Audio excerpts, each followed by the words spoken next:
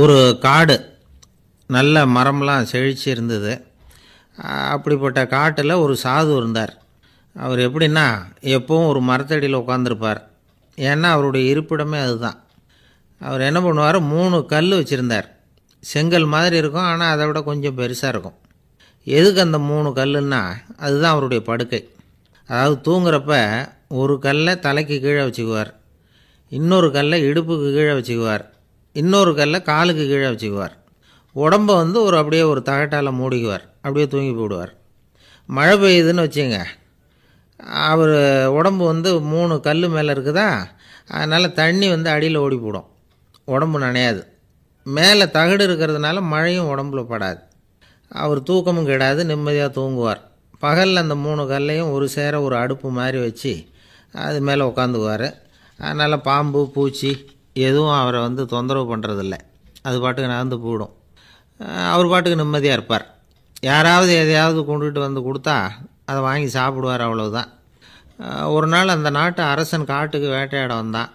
அந்த வழியாக வந்தப்போ இந்த சாது படுத்துருக்கிறத பார்த்தான், பரிதாபப்பட்டான். ஐயோ பாவம், இவர் இப்படி இந்த கல் மேலே உடம்பை வச்சுக்கிட்டு தூங்குறாரே, என்ன பாடுபடுவார். இவரை நாம் அரண்மனைக்கு அழைச்சிட்டு போய் சுகமாக நிம்மதியாக இருக்கிறதுக்கு வழி செஞ்சு கொடுப்போம், அது ரொம்ப நல்லாயிருக்கும் அப்படின்னு நினச்சான். அப்படி நினச்சிக்கிட்டே அரண்மனைக்கு வந்துட்டான். அதுக்கப்புறம் ஒரு பல்லக்கையும் 2 சேவகர்களையும் காட்டுக்கு அனுப்பி அந்த சாதுவை மெதுவாக இங்கே அழைச்சிட்டு வந்துடுங்க அப்படின்னு சொல்லி அனுப்பி வச்சான். இவங்க போய் அவர்கிட்ட விவரத்தை சொன்னாங்க. எனக்கு என்னத்துக்கு அரண்மனை வாசம் அப்படின்னார். இருந்தாலும் மன்னர் உத்தரவு, நீங்கள் அவசியம் வரணும் அப்படின்னாங்க இவங்க. சரின்னு சொல்லிவிட்டு வேறு வழி இல்லாமல் புறப்பட்டார். புறப்படும் பொழுது என்ன பண்ணார்னா, மறக்காமல் அந்த 3 கல் ஒரு தகடு அதையும் எடுத்து பல்லக்கில் வச்சுக்கிட்டார். என்னத்துக்கு இதையெல்லாம் எடுத்து வைக்கிறாரு அப்படின்னு சொல்லி அவங்க யோசனை பண்ணாங்க. இருந்தாலும் அதை பற்றி ஒன்றும் கேட்கல. பேசாமல் அவரை அழைச்சிட்டு போய் அரண்மனையில் விட்டுட்டாங்க. அரசன் ஓடி வந்தான், வரவேற்றான், அறுசுவை உணவு படைத்தான். அவர் படுக்கிறதுக்கு தங்க கட்டில், பட்டு மெத்தை, இப்படி எல்லாம் ஏற்பாடு பண்ணி வச்சான். இங்கே படுத்து ஓய்வு எடுத்துங்க அப்படின்னு சொல்லிவிட்டு அவன் பாட்டு போயிட்டான். மறுநாள் காலையில் பார்க்குறான், சாது படுத்துருக்கிறார். எப்படி தெரியுமா, அந்த பட்டு மெத்தை மேலே 3 கல்லையும் வச்சு வழக்கம் போலவே அது மேலே படுத்துருக்கிறார். அதுக்கு மேலே தகடு. அரசன் பார்த்துட்டு அதிர்ச்சி ஆகிட்டான். என்ன சுவாமி இப்படி அப்படின்னா, சாது சொன்னார், எனக்கு தேவையும் இல்லை குறையும் இல்லை, எல்லா இடத்துலையும் எனக்கு ஒரே மகிழ்ச்சி தான் அப்படின்னார். மகிழ்ச்சிங்கிறது தங்க கட்டிலேயோ பட்டு மெத்தையிலேயோ இல்லை, அது மனசில் இருக்கிற ஒரு விஷயம். உண்மையான மகிழ்ச்சிக்கு வழி மனப்பக்குவம் அப்படிங்கிறது அந்த அரசனுக்கு புரிஞ்சுதான். இந்த காலத்தில் ஒரு சாமியார், அவரை தேடி ஒரு சீடன் வந்தான். என்னாச்சு தெரியுமா, சுவாமி எனக்கு நிம்மதி வேணும், அதுக்கு என்ன வழின்னு கேட்டான். சாமியார் நிமிர்ந்து பார்த்தார். அப்புறம் சொன்னார், நீ ஏகப்பட்ட பேர்கிட்ட கடன் வாங்கியிருக்கிற, அதையெல்லாம் திருப்பி கொடுத்தா தான் உனக்கு நிம்மதி கிடைக்கும்னார். இவனுக்கு ஆச்சரியம். அது எப்படி சாமி, அவ்வளவு கரெக்டாக நான் கடன் வாங்கினதை கண்டுபிடிச்சிங்க அப்படின்னா. உனக்கு கடன் கொடுத்து சாமியாராக போனதே நான் தான்ப்பா, அதனால தான் இந்த கதிக்கு வந்தேன். என்கிட்டயே நிம்மதிக்கு வழி கேட்குறிய, அதுதான்டா வேதனை அப்படின்னாராம் அவர். எது ரொம்பவும் கஷ்டமான காரியம் அப்படின்னு கேட்டார் ஒருத்தர். ஒருத்தருக்கு ஒருத்தர் சண்டை போடாமல் இருக்கிறது தான் ரொம்ப கஷ்டமான காரியம் அப்படின்னு தோணுது. ஒரு நாட்டுக்கும் இன்னொரு நாட்டுக்கும் சண்டை, நாட்டுக்குள்ளேயே ஒரு குரூப்புக்கும் இன்னொரு குரூப்புக்கும் சண்டை. ஏன் சண்டை போட்டுக்கிறீங்கன்னு கேட்டு பாருங்கள். நாங்கள் சமாதானத்துக்காக தான் சண்டை போட்டுக்கிறோம் அப்படிம்பாங்க. வாழறதுக்காக பிறந்த மனுஷன் லட்சியத்துக்காக உயிரை விட தயார் அப்படின்னு சொல்லிகிட்டு இருப்பான். அப்படி உயிரை விடுறவங்கள நாமளும் பாராட்டுவோம். ஆனால் ஒன்றுமில்லாத விஷயங்களுக்கெல்லாம் சண்டை போடுறவங்களெல்லாம், அப்படிப்பட்டவங்களையும் சரி உயிரை விடுறவங்களையும் சரி என்னென்னு சொல்கிறது, யுத்தங்களாலேயும் சண்டைகளாலேயும் நாம் அடையிறது என்னங்கிறது ஒரு பக்கம் இருக்கட்டும், இழக்கிறது என்ன தெரியுமா, ஏராளமான உயிர்கள். ரத்தம் சிந்துறதுக்கு நான் தயார் அப்படின்னு மார்தட்டி சொல்லலாம். ஆனால் ரத்தம் சிந்தினா உயிர் காத்துக்கிட்டு இருக்க தயார் இல்லை. அதாவது உயிர் நமக்காக காத்துக்கிட்டு இருக்க தயார் இல்லை. இழக்கிற ரத்தத்தை ஈடுகட்டினா தான் உயிரை காப்பாற்ற முடியும். அதனால் இது சம்மந்தமாக ஆராய்ச்சி செய்கிற கட்டாயம் ஏற்பட்டு போச்சு. அதோட விளைவாக புதுசாக ஒன்றை கண்டுபிடிச்சிருக்கிறாங்க. அதுதான் செயற்கை ரத்தப்பொடி. இப்போ இந்த திடீர் சாம்பார் பொடி, திடீர் ரசப்பொடி, திடீர் காப்பி பொடி இப்படிலாம் சொல்கிறோம்ல, அது மாதிரி இது திடீர் ரத்தப்பொடி. இஸ்ரேல் ஒரு சின்ன நாடு, மக்கள் தொகை குறைச்சல், அதோட போர்கள் வேறு. அதனால் காயம்பட்டவங்களை காப்பாற்றியே தீர வேண்டிய கட்டாயம். காப்பாற்றணும்னா ரத்த இழப்பை தடுக்கணும். அப்படின்னா உடனடியாக புது ரத்தம் செலுத்தி ஆகணும். திடீர்னு ரத்தம் வேணும்னா எங்கே போகிறது? அதுவும் கிடைக்கிற ரத்தம் சேர்கிற குரூப்பாக இருக்கணும். ஒரு வேடிக்கை பார்த்தீங்களா, நான் வேறு குரூப்பு நீ வேறு குரூப்புன்னு இவன் சண்டை போடுறான். இதில் அடிபட்டவனுக்கு ரத்தம் கொடுக்க போனால் அதுலேயும் அது வேறு வேறு குரூப்பாக இருக்குது. அது ரத்தமும் வேறு வேறு குரூப்புன்னு சொல்லிகிட்டு இருக்குது. எந்த குரூப்பு ரத்தம் வேணும்? அது உடனடியாக கிடைக்கலன்னா என்ன பண்ணுறது? இப்படிப்பட்ட கஷ்டம்லாம் நமக்கு வந்துடுது. இதுக்காக தான் விஞ்ஞானிகள் இந்த ரத்த பொடியை கண்டுபிடிச்சிருக்கிறாங்க. அதாவது ஒரு ஆள் அடிபட்டு போட்டான்னு வச்சுங்களேன், அவனுக்கு ரத்தம் கிடைக்கல. உடனே என்ன பண்ணலாம்? இந்த சுத்தப்படுத்தப்பட்ட தண்ணீரை கொஞ்சம் எடுத்துக்க வேண்டியது. அதில் இந்த ரத்த பொடியை கரைக்க வேண்டியது. இப்போ இந்த செயற்கை ரத்தம் வந்து தயாராகிட்டுது. இதை அந்த ஆள் உடம்புல ஏற்றி விட்ற வேண்டியது. இயற்கையாக நம்ம உடம்பில் இருக்கிற ரத்தம் என்னென்ன வேலை செய்யுதோ அதே வேலையை இதுவும் செய்யும். அதாவது ஆக்சிஜனை உடம்பில் எல்லா இடத்துக்கும் எடுத்துகிட்டு போகுது. அந்த வேலையை இந்த செயற்கை ரத்தமும் செஞ்சுருது. ஆனால் ஒரு விஷயம், இந்த செயற்கை ரத்தம் ஒரு அவசரத்துக்கு தான் உபயோகப்படுத்தலாம், ஒரு முதல் உதவி மாதிரி. அதை அப்படியே நிரந்தரமாக விட்டுற முடியாது. பின்னாடி வந்து தேவையான குரூப்பு உண்மையான ரத்தம் கிடைச்ச உடனே அதை செலுத்திக்கணும். உண்மையான ரத்தத்தை 20லேருந்து 40 நாள் வரைக்கும் தான் பாதுகாக்க முடியும். அதுவும் குளிர்பதன பெட்டியில். அதுக்குள்ளே உபயோகப்படுத்தலைன்னா அது வீணாக போயிடும். இந்த ரத்த பொடி அப்படி இல்லை, எவ்வளோ நாள் வேணும்னாலும் அப்படியே வச்சுருக்கலாம். குளிர்பதன பெட்டியும் தேவையில்லை. ஆனால் ஒன்று, இது தண்ணியில் கலந்து செயற்கை ரத்தமாக ஆக்கிவிட்டா அதோட வலு 72 மணி நேரம் தான். அதாவது 3 நாள். அதுக்குள்ளே அந்த ஆசாமியை எங்கேயாவது ஆஸ்பத்திரிக்கு தூக்கிட்டு போய் உண்மையான ரத்தத்தை கொடுத்துடணும். சண்டையில் அடிபடுறவங்க, சாலை விபத்தில் அடிபடுறவங்க, இவங்களுக்கெல்லாம் அவசரத்துக்கு கை கொடுத்து உதவுறது இந்த செயற்கை ரத்த பொடி. அதுக்கப்புறம் நாம் கொடுக்குற ரத்தம் தான் அவங்கள காப்பாற்றணும். இன்றைக்கி வந்து ரத்தத்தை தானமாக கொடுக்க தயாராக இருக்கிற நல்ல உள்ளங்கள் ஏராளம். எவ்வளவு ஆக்சிடெண்ட்டு, ஆப்ரேஷன், இதில் சம்மந்தப்பட்டவங்களை வந்து காப்பாற்றுறது நாம் தானமாக கொடுக்குற ரத்தம் தானே. ஒரு ஆக்சிடெண்ட்டு, ஒரு ஸ்கூட்டர் ஒரு ஆள் மேலே மோதி விட்டுது. பார்த்து வரக்கூடாதா அப்படின்னா அந்த ஆள், நீ தான் பார்த்து நடக்கணும், ஏன்னா 20 வருஷமாக நான் அந்த ஸ்கூட்டரை ஓட்டிகிட்டு இருக்கிறேன் அப்படின்னு நானா இவன். இதுக்கு அவன் சொன்னானா, நீ தான் பார்த்து ஓட்டணும், ஏன்னா 40 வருஷமாக நான் இப்படி நடந்துக்கிட்டு இருக்கிறேன் அப்படின்னு நானா. ஒரு ஊரில் ஒரு ராஜா இருந்தார். பெரிய அரண்மனையில் தான் இருக்கிறார். எல்லா வசதியும் இருந்தது. இருந்தாலும் அவர் எல்லாரும் சொல்கிறது எப்படி தெரியுமா? பிச்சைக்கார ராஜா. அப்படி ஒரு பேர் அவருக்கு நிலச்சி போச்சு. ஜனங்களும் சரி, மற்ற தேசங்களில் உள்ளவங்களும் சரி, அவர் அந்த பேர் சொல்லியே குறிப்பிடுறது வழக்கமாக போட்டுது. இது அவருக்கு ரொம்ப கவலையாக போச்சு. என்ன இது, நம்மளை தேடி வர்றவங்களுக்கெல்லாம் நாம் சோறு போடுறோம், நம்ம புகழ்ந்து பாடல் ஏற்றி கொண்டு வர்ற புலவர்களுக்கெல்லாம் அவங்க எப்படி வந்தாலும் ஒருவேளை சோறு போடணுங்கிறது உத்தரவு. இவ்வளவுலாம் செஞ்சும் நம்மளை போய் பிச்சைக்கார ராஜான்னு எல்லாரும் சொல்கிறாங்களே, அது ஏன், எதுக்காக இப்படி சொல்கிறாங்க? இதுதான் ராஜாவுக்கு குழப்பம். சரி, இதை பற்றி நம்ம அமைச்சர்கள்கிட்ட கேட்கலாமா அப்படின்னு யோசனை பண்ணார். இந்த விஷயத்தை போய் அவங்கக்கிட்ட எப்படி கேட்குறதுன்னு அவருக்கு தயக்கமாக இருந்தது. கௌரவ குறைச்சலாக தெரிஞ்சுது அவருக்கு. சரி, சாதாரண குடிமக்கள்கிட்ட இதை பற்றி கேட்கலாமா அப்படின்னு யோசனை பண்ணார். கேட்கலாம், ஆனால் அவங்க யாரும் ராஜா முன்னாடி வந்து நின்று தைரியமாக பேசக்கூடிய அளவுக்கு இல்லை. ராஜாவோட குழப்பம் நாளுக்கு நாள் அதிகமாக போச்சு. கடைசியாக அவர் ஒரு முடிவுக்கு வந்தார். அதாவது இதை பற்றி ஒரு பிச்சைக்காரங்கிட்டே கேட்டு பார்த்துட்டா என்ன. இதுதான் அவர் பண்ண முடிவு. உடனே மாறு வேஷம் போட்டுக்கிட்டு நகர்வலம் போனார். ஒரு பிச்சைக்காரனை கண்டுபிடிச்சார். இதை பாருப்பா, நம்ம ராஜாவை எல்லாரும் பிச்சைக்கார ராஜான்னே சொல்கிறாங்களே, அதுக்கு என்ன காரணமாக இருக்கும் அப்படின்னு கேட்டார். அதுக்கு அவன் சொல்கிறான், இதுக்கான பதிலை இன்னும் ஒரு 30 நாளில் சொல்கிறேன் அப்படின்னா. உடனே இவருக்கு சந்தோஷம். உண்மையை அவங்ககிட்ட சொன்னார். நான் வேறு யாரும் இல்லை, நான் தான் இந்த நாட்டு ராஜா. இப்போ நீ என் கூடவே வந்துடு, அரண்மனையிலேயே தங்கிக்கோ. 30 நாள் கழித்து எனக்கு பதில் சொல்லிவிட்டு அதுக்கப்புறமா நீ போகலாம் அப்படின்னு சொல்லி அழைச்சிட்டு வந்துட்டார். அரண்மனையில் ஒரு மூலையில் அவன் தங்கறதுக்கு இடம் கொடுத்தார். தினம் 2 வேளையும் இவனுக்கு சோறு போடுங்க அப்படின்னு உத்தரவு போட்டார். ராஜா கொடுத்த இடத்துல போய் உக்காந்துக்கிட்டான் அந்த பிச்சைக்காரன். தினமும் அந்த அரண்மனையில் நடக்கிறதையெல்லாம் கவனிச்சிக்கிட்டு வந்தான். வேளைக்கு சாப்பாடு வரும், சாப்பிட்டுக்கிட்டு இருக்கான். இப்படி 30 நாள் முடிஞ்சுது. ராஜா வந்தார். என்ன, என்னோட கேள்விக்கு பதில் என்னன்னு கண்டுபிடிச்சிட்டியான்னார். கண்டுபிடிச்சிட்டேன்னா. என்ன எல்லாரும் பிச்சைக்கார ராஜான்னு சொல்கிறாங்களே, அது நியாயமாக படுதா உனக்குன்னு கேட்டார். நியாயமாக தான் படுது, சந்தேகம் இல்லாமல் நீங்கள் பிச்சைக்கார ராஜா தான். என்ன தான் நீங்கள் வசதியோடவும் படைபலத்தோடவும் இருந்தால் கூட நீங்கள் எங்கள் வர்க்கத்தை சேர்ந்த ஆசாமி தான் அப்படின்னு அடித்து சொல்லிவிட்டான் அந்த ஆள். ஏனால் அப்படி சொல்கிறேன்னு கேட்டார் இவர். அரசே, ஒரு உண்மையை கண்டுபிடிச்சி சொல்கிறதா நான் உங்ககிட்ட சொன்னேன்.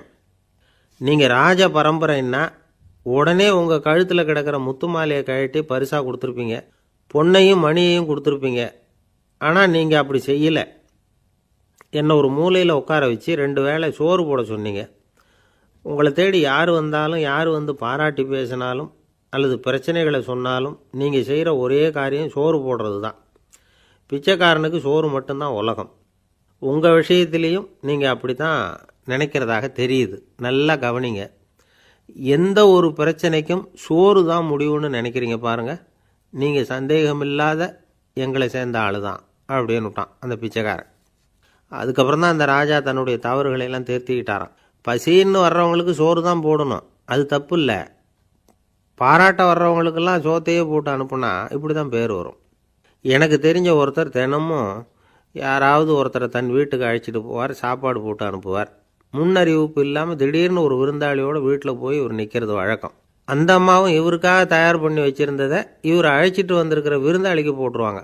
விருந்தாளி சாப்பிட்டுட்டு போனதுக்கப்புறம் இவர் மனைவிகிட்ட உனக்கு சிரமம் வேணாம் அப்படின்னு சொல்லிவிட்டு பக்கத்தில் உள்ள ஒரு ஹோட்டலுக்கு போய் காசு கொடுத்து சாப்பிட்டுட்டு வந்துடுவார். பல நாள் இப்படி நடக்கும். ஒரு நாள் அவரை தனியாக கூப்பிட்டுக்கிட்டு போய் ஏன் இப்படி பண்ணுறீங்கன்னு கேட்டோம். அதுக்கு அவர் சொல்கிறாரு, எங்கள் வீட்டு சாப்பாட்டிலேருந்து தப்பிக்கிறதுக்கு எனக்கு வேறு வழி எதுவும் தெரியல சார், அதனால தான் இப்படி பண்ணிகிட்ருக்கிறேன் அப்படின்னார் ரொம்ப பரிதாபமாக. ஒருத்தன் எப்படி நடந்துக்கிறாங்கிறத வச்சு தான் அந்த ஆள் எப்படிங்கிறத நாம் முடிவு பண்ணுறோம். ஆளுமைன்னு சொல்கிறோம்ல, அதுக்கு சூழ்நிலைகளை ஆளுகின்ற தன்மை அப்படின்னு விளக்கம் கொடுக்குறார் ஒரு உளவியல் நிபுணர். சரி, ஒரு மனிதனுடைய ஆளுமையை உருவாக்குகிற விஷயங்கள் என்னென்ன? பிறப்பு, வளர்க்கப்பட்ட விதம், படிப்பு, நண்பர்கள், சமுதாயம், இப்படி நிறைய உண்டு. ஆளுமையின் அடிப்படையில் சில மனநோய்கள் உண்டாகுது. அதெல்லாம் என்னென்னங்கிறத தெரிஞ்சு வச்சுக்கிட்டோம்னா நம்ம கூட இருக்கிறவங்கள அடையாளம் கண்டுபிடிக்கிறதுக்கு அது ரொம்ப உபயோகமாக இருக்கும். ஃப்ரெனாய்டு ஆளுமை அப்படின்னு ஒன்று. இந்த கோளாறு உள்ளவங்க எப்படி இருப்பாங்க தெரியுமா? அதிக உணர்ச்சி, சந்தேகம், பொறாமை இதெல்லாம் அதிகமாக இருக்கும். வளைஞ்சு கொடுக்க மாட்டாங்க. அடுத்தவங்களோட இணக்கமான உறவு இருக்காது. அவங்க செய்கிற தப்புக்கெல்லாம் அடுத்தவங்களை குறை சொல்லிகிட்டு இருப்பாங்க. இது ஒரு ரகம். அடுத்தது ஸ்கிசாய்டு ஆளுமை அப்படின்னு சொல்கிறாங்க. இந்த கோளாறு உள்ளவங்க அடுத்தவங்களோட பழக கூச்சப்படுவாங்க. சின்ன வயசுலேயே இது ஆரம்பமாயிடுது. பகல் கனவுலேயே சஞ்சரிப்பாங்க. அவங்களுடைய விரோதம், கோபம் இதை கூட வெளியில் காட்டிக்க முடியாமல் இருப்பாங்க. இவங்களுக்கு அகமுகம், பிரச்சனைகள்லேருந்து ஒதுங்கி எதுலேயும் ஈடுபாடு இல்லாதவங்களாக இருப்பாங்க. இப்படி ஒரு ரகம். அடுத்தது சைக்ளோதமிக் ஆளுமை அப்படின்னு சொல்கிறாங்க. அது என்னென்னா, உணர்ச்சிகளில் ஏற்றத்தாழ்வு அதிகமாக இருக்குமா. சில சமயம் பார்த்தா மகிழ்ச்சியாக இருப்பாங்க, சில சமயம் சோகமாக உட்காந்துருப்பாங்க. அவங்க மனநிலைக்கு தகுந்த மாதிரி சமூக நிகழ்ச்சிகளில் பங்கெடுத்துக்குவாங்க. இன்னொரு வகை என்னென்னா எண்ணப்பீடிகை ஆளுமை அப்படின்னு பேர் வச்சுருக்கிறாங்க. அதுக்கு இவங்களுக்கெல்லாம் கரெக்டாக இருக்கணும், எல்லாம் சட்டத்திட்டம் எதுலேயும் ஒரு ஒழுங்குமுறை, இப்படி எதிர்பார்க்குற மனோபாவம். இவங்க எதிர்பார்ப்புக்கும் வரன்முறைக்கும் மற்றவங்க கட்டுப்படணும்னு நினைப்பாங்க. இந்த நிலைமை நீடித்தா என்ன ஆகும் தெரியுமா? அலைக்கழிக்கிற எண்ணங்கள் திரும்ப திரும்ப ஒரே செயலை செய்ய தூண்டுற மனத்தளர்ச்சிக்கு ஆளாயிடுறாங்க. அடுத்தது ஹிஸ்டீரியா ஆளுமை. சின்ன விஷயத்தையெல்லாம் பெருசுப்படுத்தி நாடகமாக்குற நடிகர்கள் இவங்க. உணர்ச்சி அதிகம் உள்ளவங்க. இவங்க மன எழுச்சியில் பக்குவமின்மை, குழந்தைத்தனம், முதிர்ச்சியின்மை எல்லாம் இருக்கும். தன்னலம் மிக்க குணம், பிறர் தன்னை மட்டுமே கவனிக்கணும்னு நினச்சி செயல்படுறது, இதெல்லாம் இவங்க அடையாளம். அடுத்த ரகம் எப்படின்னா வளர்ச்சியற்ற ஆளுமைன்னு சொல்கிறாங்க. அடுத்தவங்களோட இணங்கி போக முடியாதவங்க, அறிவு, மன எழுச்சி, சமூக உறவு இதில் எல்லாம் போதுமான வளர்ச்சியையும் நிறைவையும் பெற முடியாதவங்க. இவங்களால வாழ்க்கையில் முன்னேற முடியாது. பிச்சைக்காரங்க, குற்றவாளிகள், இவங்ககிட்டெல்லாம் இது மாதிரியான ஆளுமை அதிகமாக இருக்குமா. அடுத்தது என்னென்னா சோர்வுடைய ஆளுமை. எதுலேயும் உற்சாகம் இல்லாமல் சோர்ந்து போயிருப்பாங்க. அதுக்கெல்லாம் நமக்கு வலிமை இல்லைப்பா அப்படின்னு சொல்லிகிட்டு இருப்பாங்க.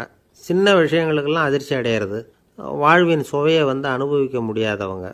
இன்னொரு ரகம் இது கொதித்தெழும் ஆளுமைங்கிறாங்க. எதுக்கு எடுத்தாலும் ஆத்திரம், குரோதம், வன் செயல் இதிலெல்லாம் ஈடுபாடு, இப்படி உள்ளவங்க. நத்தை வகை ஆளுமை அப்படின்னு ஒன்று. அடுத்தவங்க மேலே விரோதம் இருக்கும், அடிக்கணுங்கிற எண்ணம் இருக்கும். ஆனால் அதை அப்படியே வெளியில் காட்டாமல் அதே சமயம் அமைதியான முறையில் வெறுப்பை வெளிக்காட்டுற ரகம். இவங்கெல்லாம் பேசாமல் கம்முன்னு இருந்துக்கிட்டே நினச்சதை நிறைவேற்றிக்கிறவாங்க. முன்ஜாக்கிரதை ஆளுமை அப்படின்னு ஒரு ரகமாக. பாதுகாப்பின்மை, சந்தேகம், முழுமையின்மை, அறவேக்காட்டுத்தனம் இந்த மனப்போக்கு அதிகமாக இருக்கிறதுனால அகம்பாவம், பிடிவாதம், எச்சரிக்கை எல்லாம் அளவுக்கு மீறி இருக்கும். இதுவரைக்கும் நாம் பேசிக்கிட்டு இருந்த ஆளுமை பண்புகள் அளவுக்கு அதிகமாக போயிட்டுதுன்னா ஆளுமை கோளாறுகள் ஏற்படும். அதன் அடிப்படையில் மனவியாதிகள் வருமா. அதனால் இணக்கமான எல்லாரும் விரும்புகிற இயல்பான ஆளுமையை பெறுவதற்கு நாம் முயற்சி செய்யணும் அப்படிங்கிறது மனோதத்துவ நிபுணர்களுடைய ஆலோசனை. ஒருத்தர் ஒரு மனோதத்துவ டாக்டரை தேடிட்டு வந்தாராம். டாக்டர், எனக்கு மனசில் ஏதோ வியாதி, ஆளுமை கோளாறு, அதாவது எனக்கு சீக்கிரமாக செத்து போனால் தேவையில்லைன்னு தோணுது அப்படின்னாராம். உடனே அந்த டாக்டர், சரி அப்படின்னா இங்கே இருங்க, நான் வைத்தியம் பார்க்குறேன் அப்படின்னாராம். ஆஃபீஸு முடிஞ்சு வீட்டுக்கு போகிற சமயத்தில் ஒருத்தர் கடைக்கு போய் ஸ்வீட் வாங்கினார். சரி, வீட்டுக்கு பிள்ளைங்களுக்கு தான் வாங்கிட்டு போகிறார் அப்படின்னு மற்றவங்க நினச்சாங்க.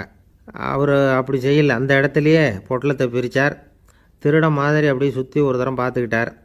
யாரும் தெரிஞ்சவங்க இல்லைங்கிறத முடிவு பண்ணிவிட்டு அவசரமாக அதை அப்படியே போட்டு முழுகிவிட்டு கையை தொடச்சிக்கிட்டு நல்ல பிள்ளை மாதிரி நடந்து போக ஆரம்பிச்சிட்டார். அவர் யாருன்னா, அவரோட பிரச்சனை எல்லாருக்கும் தெரியாது, சில பேருக்கு தான் தெரியும். அதாவது அவர் உடம்பில் சர்க்கரை இருக்குதுன்னு டாக்டர் சொல்லிவிட்டாராம்.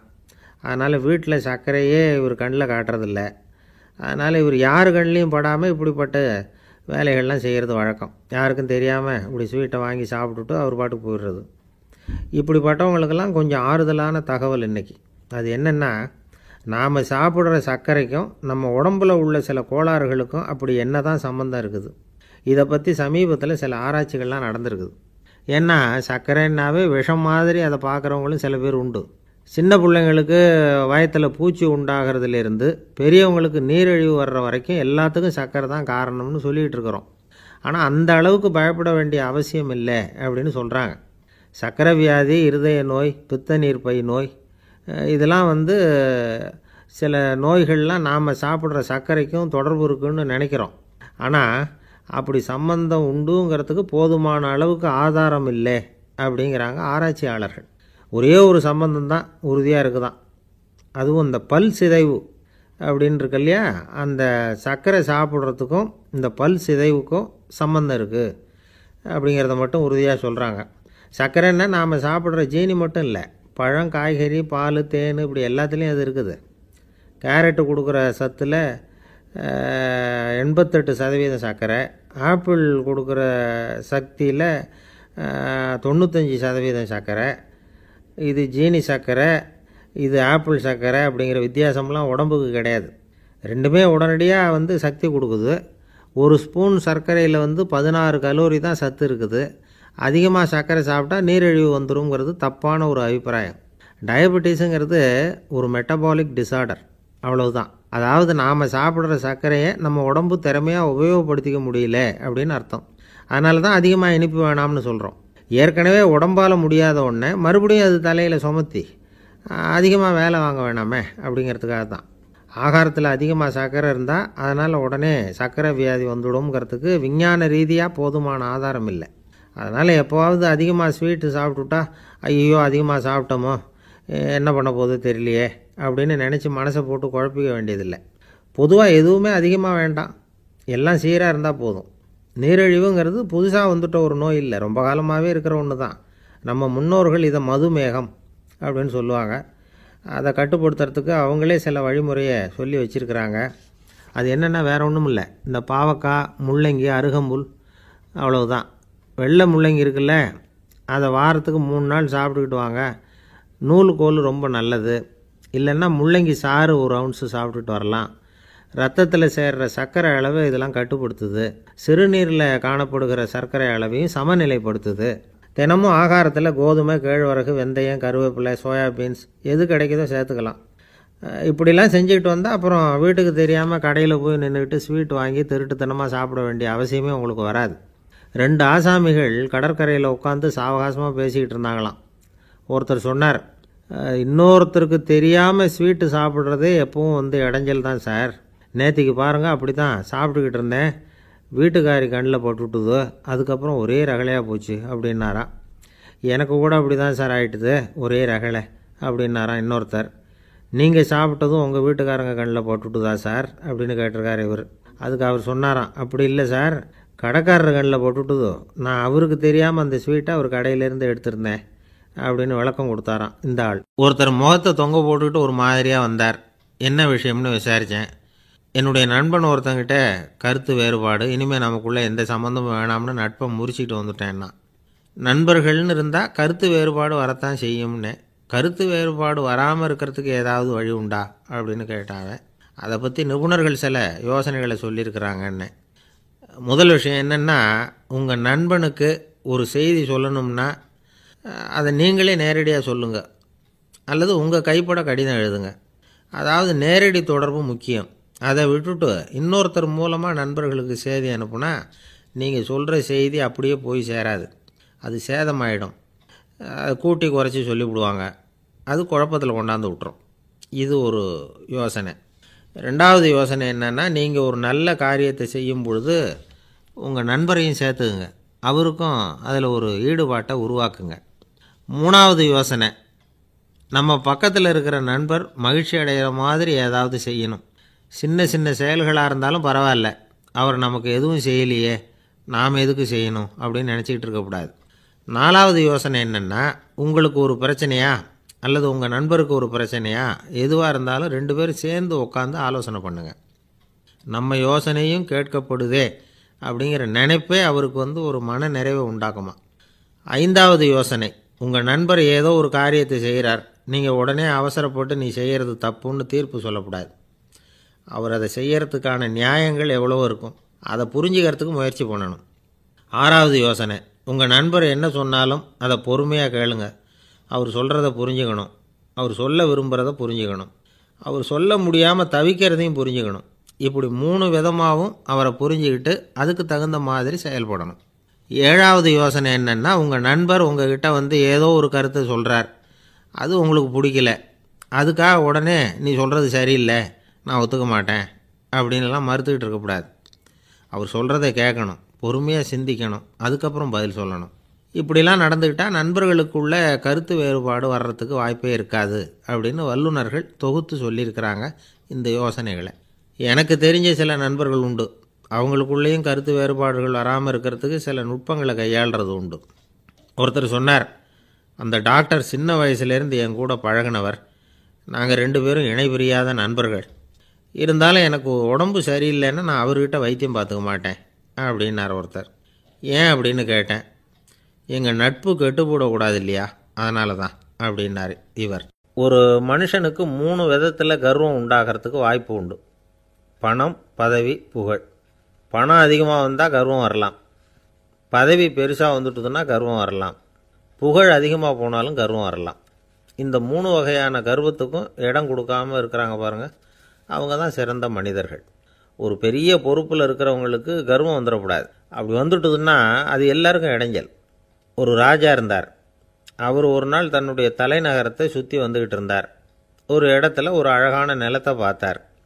ஆஹா, இந்த இடத்துல நமக்குன்னு ஒரு மாளிகையை கட்டினா எவ்வளோ நல்லாயிருக்கும் அப்படின்னு நினச்சார். ராஜா நினச்சா அது முடியாத காரியமா? சரி, இந்த நிலம் யாருக்கு சொந்தம்னு விசாரிங்க அப்படின்னார் பக்கத்தில் இருந்தவங்கக்கிட்ட.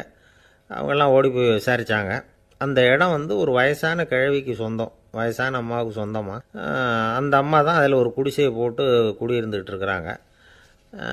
சரி, அந்த நிலத்துக்கு ஒரு விலையை நிர்ணயம் பண்ணி அதை அந்த வயசான அம்மாக்கிட்ட கொடுத்துருங்கோ அப்படின்னு உத்தரவு போட்டார் ராஜா. ஆனால் அந்த அம்மா, இது எங்கள் பூர்வீக இடம், இதை விற்க மாட்டேன் அப்படின்னு சொல்லிவிட்டுது. சரி, 2 பங்கு விலை கொடுக்குறோம்னு சொல்லி பாருங்க அப்படின்னாங்க. அப்படியே சொன்னாங்க அரண்மனை ஆட்கள். அதுக்கும் சம்மதிக்கலை அந்த அம்மா. இதை கேள்விப்பட்டதும் ராஜாவுக்கு கோபம் வந்துட்டுது. தன்னுடைய ஆளுங்களை கூப்பிட்டார். போய் அந்த குடிசையை பிரித்து எறிங்க, காசெல்லாம் ஒன்றும் கொடுக்காதீங்க அப்படின்னு கத்தினார். அவ்வளோதான். அடுத்த நிமிஷம் அரண்மனை ஆசாமிகள் போனாங்க, குடிசையை பிரித்து எரிஞ்சாங்க. அந்த வயசான அம்மா இருக்குது, அதுவும் அந்த இடத்த விட்டு துரத்தி விட்டாங்க. அந்த இடத்துல ஒரு அரச மாளிகையை கட்டி முடிச்சிட்டாங்க. அந்த வயசான அம்மா பாவம், ராஜாவே இப்படி பண்ணால் யார்கிட்ட போய் முறையிட முடியும்? ஒரு ஞானி இருந்தார், அவர்கிட்ட போய் சொன்னாங்க. அவர் இவங்க சொன்னதை கேட்டு மனசில் வச்சுக்கிட்டார். ஒரு நாள் அந்த ராஜாவே இந்த ஞானியை கூப்பிட்டார். புதுசாக ஒரு மாளிகை கட்டியிருக்கிறேன், வந்து பாருங்கன்னு. சரின்னு சொல்லி இந்த பெரியவர் ஒரு நாள் இந்த மாளிகைக்கு போனார். சும்மா போகல, ஒரு கழுதையையும் ஓட்டிகிட்டு போனார். கொஞ்சம் சாக்குகள், வெத்து சாக்கு, அதையும் எடுத்து கழுதை முதுகில் போட்டு கழுதையை ஓட்டிகிட்டு போகிறார். ராஜா பார்த்தார். அவருக்கு இது ஆச்சரியமாக இருந்தது. என்ன இது, மாளிகைக்கு வந்துட்டு போங்கன்னு கூப்பிட்டா கழுதை சாக்கு இதெல்லாம் கூப்பிட்டு வராரே, ஒன்றும் புரியலையேன்னு நினச்சார். எதுக்காக இதெல்லாம்னு கேட்டார். அரசருடைய தோட்டத்திலேருந்து கொஞ்சம் மண் எடுத்துகிட்டு போகிறதுக்கு ஆசைப்பட்றேன், அதுக்கு நீங்கள் அனுமதி கொடுக்கணும் அப்படின்னாரு இவர். இது என்ன வேடிக்கையான கோரிக்கையாக இருக்குது அப்படின்னு நினச்சார் ராஜா. இருந்தாலும் மண்ணு தானே கேட்குறாரு, எடுத்துகிட்டு போகட்டுமே அப்படின்னு நினச்சார். சரின்னு அனுமதி கொடுத்தார். அந்த பெரியவர் தோட்டத்துக்கு போனார், மண்ணை வெட்டினார், சாக்கில் போட்டு நிரப்புனார். ராஜாவை கொஞ்சம் கிட்ட வாங்கன்னு கூப்பிட்டார். இந்த மண் மூட்டையை தூக்கி கழுதையோட முதுகில் வைக்கணும், கொஞ்சம் உதவி பண்ணுங்கன்னார். ஓ பண்ணுறேனே அப்படின்னு சொல்லி ராஜா கிட்ட போனார். மூட்டையை தூக்கி பார்க்குறாரு, முடியல, திணறி போயிட்டார். இப்போ அந்த ஞானி பேசினாராம். அரசே, இந்த ஒரு சாக்கு மண்ணையே உங்களால் தூக்க முடியல, அந்த கிழவிகிட்ட இருந்து அந்த அக்கிரமமாக அபகரித்த இந்த தோட்டம் பூராவையும் சுமக்கணும்னு ஆசைப்படுறீங்களே, அது உங்களால் முடியுமா அப்படின்னு கேட்டாராம். ராஜா யோசனை பண்ண ஆரம்பித்தார். தன்னுடைய செயலுக்காக வருத்தப்பட்டாராம். அந்த வயசான அம்மாவை உடனடியாக வரவழைச்சார். தாயே, தப்பு பண்ணிட்டேன், என்னை மன்னிச்சுக்குங்க, இன்னையிலேருந்து இந்த மாளிகையும் தோட்டமும் உங்களுக்கு தான் சொந்தம் அப்படின்னு சொல்லிவிட்டாராம். போகிறப்ப இந்த உலகத்திலேருந்து எண்ணத்தை எடுத்துகிட்டு போக போகிறோம், அதனால் ரொம்பவும் அலட்டிக்க வேண்டியதில்லை, கர்வப்பட வேண்டியதில்லை அப்படிங்கிறது ஒரு பெரிய உபதேசம். ஒரு பெரிய மனுஷன் சாக கிடந்தார், ரொம்பவும் அழுதார். ஏன் அழறீங்க அப்படின்னு கேட்டாங்க சுற்றி இருந்தவங்க. நான் சாகிறதுக்காக கவலைப்படலை, நான் நம்ம ஜனங்களுக்காக எவ்வளவோ காரியம்லாம் செஞ்சுக்கிட்டு வந்தேன். நான் செஞ்சுக்கிட்டு வந்த சேவையை இனிமேல் யார் செய்ய போகிறாங்க, அது யாரால் முடியும், அதை நினச்சி தான் அழறேன் அப்படின்னாராம். ஒருத்தர் முன்னாடி வந்தார். அதுக்காக நீங்கள் கவலைப்படாதீங்க, உங்கள் சேவையை தொடர்ந்து செய்கிறதுக்கு என்ன மாதிரி இளைஞர் பட்டாலும் தயாராக இருக்குது, இருந்தாலும் எங்கள் கவலை என்னென்னா அப்படின்னு இழுத்தார். என்ன சொல்லுங்கன்னு கேட்டார் அவர். நீங்கள் இது வரைக்கும் என்ன சேவை செஞ்சுக்கிட்டு வந்தீங்க, அதுதான் எங்களுக்கு இன்னமும் புரியாத புதிராக இருக்குது அப்படின்னாராம் அவர். இந்த காலத்து புள்ள ஒருத்தன் தன்னோட அப்பாவை பார்த்து சொன்னான், அப்பா, நான் உனக்கு உதவி செய்யலாம்னு நினைக்கிறேன், என்ன உதவி செய்யணும்னு சொல்லு அப்படின்னா. நீ சும்மா இருந்தால் அதுவே எனக்கு செய்கிற பெரிய உதவிடா அப்படின்னார் அப்பா. சும்மா இருக்கிறதும் ஒரு உதவி தான், அது மாதிரி மௌனமும் ஒரு சமூக சேவை தான் அப்படிங்கிறார் காஞ்சி பெரியவர். நமக்கு 5 புலன்கள் இருக்குது, மெய், வாய், கண், மூக்கு, செவி. இந்த 5லேயும் அதிகப்படியான வேலை எதுக்குன்னு நினைக்கிறீங்க? வாய்க்கு தான். ஏன்னா அதுக்கு 2 வேலை. இப்போ கண்ணுக்கு பார்க்குறது மட்டும்தான் வேலை, காதுக்கு கேட்குறது மட்டும்தான் வேலை, மூக்குக்கு வாசனை அறியறது தான் வேலை, உடம்புக்கு உணர்றது மட்டும்தான் வேலை. ஆனால் வாய் அப்படி இல்லை, அதுக்கு 2 வேலை, சாப்பிட்றதும் அதுதான், பேசுகிறதும் அதுதான். அதாவது வாய் ஒன்று தான் கர்மேந்திரியமாகவும் இருக்குது, ஞானேந்திரியமாகவும் இருக்குது அப்படின்னு சொல்லுவாங்க. சாப்பாட்டில் உட்காந்தா எந்தெந்த ஆகாரம் என்னென்ன ருசின்னு அறிவிக்கிற வேலையும் செய்யுது. சபையில் உட்காந்தா பாடுறது, பேசுறது, சிரிக்கிறது, இது மாதிரியான வேலையும் செய்யுது. இன்னொரு வித்தியாசம், கண்ணு, காது, மூக்கெல்லாம் ஸ்ட்ரெயின் பண்ணிக்கிட்டு வேலை செய்கிறதில்ல. ஒரு ரோஜா பூ பார்த்தா உடனே மூக்கு அப்படியும் இப்படியும் அசைய ஆரம்பிக்கிறதில்ல. ஒரு சங்கீதத்தை கேட்ட உடனே காது ஆட ஆரம்பிக்காது. ஆனால் வாய் அப்படி இல்லை, அது பேசினாலும் சரி சாப்பிட்டாலும் சரி அசைஞ்சு தான் ஆகணும். ஆக மற்றதை விட வாய்க்கு வேலை ஜாஸ்தின்னு தெரியுது.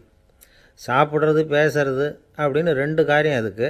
இப்படி 2 காரியம் இருக்கிறதுனால அது 2ஐயும் பாதியாக குறைச்சிக்கணுங்கிறது கடவுள் அபிப்பிராயமாக இருக்கணும் அப்படிங்கிறார் காஞ்சி பெரியவர். ஆனால் இப்போ நாம் அப்படியா நடந்துக்கிறோம்? அதுக்கு நேர்மாறாக நடந்துக்கிறோம். நாம் சாப்பிட்றதும் அதிகம், பேசுகிறதும் அதிகம், 2 வேலையையும் தேவைக்கு அதிகமாகவே செய்கிறோம். வாய் தான் ரொம்ப ஓவர் ஒர்க்குடு. அதுக்கு ஓய்வு கொடுத்தா உடம்பும் நல்லாயிருக்கும், உலகமும் நல்லாயிருக்கும். மௌன விரதம் இருக்கிறதெல்லாம் எதுக்காக நினைக்கிறீங்க? இதுக்காக தான். இந்த காலத்தில் மௌனமாக இருக்கிறவங்கெல்லாம் மகத்தான தொண்டு செய்கிறாங்க அப்படின்னு தான் சொல்லணும். சத்தம் அதிகமாக போய் தான் சவுண்டு பொல்யூஷன் வருது. அது மட்டும் இல்லை, மௌனமாக இருந்தால் சண்டை சச்சரவே வராது. மௌனம் கலக நாஸ்தி. ஆக இதுவும் ஒரு சமூக சேவை தான். நமக்கு தான் வாய் இருக்குதேங்கிறதுக்காக வசமாக சாப்பிட்றதும் தப்பு, வளவளன்னு பேசுகிறதும் தப்பு. ஒரு கருத்தை சொல்கிறதுக்கு ஒரே ஒரு சொல்லு போதும் அப்படின்னு இருக்கும்பொழுது 2 சொற்களை செலவு பண்ணாதே.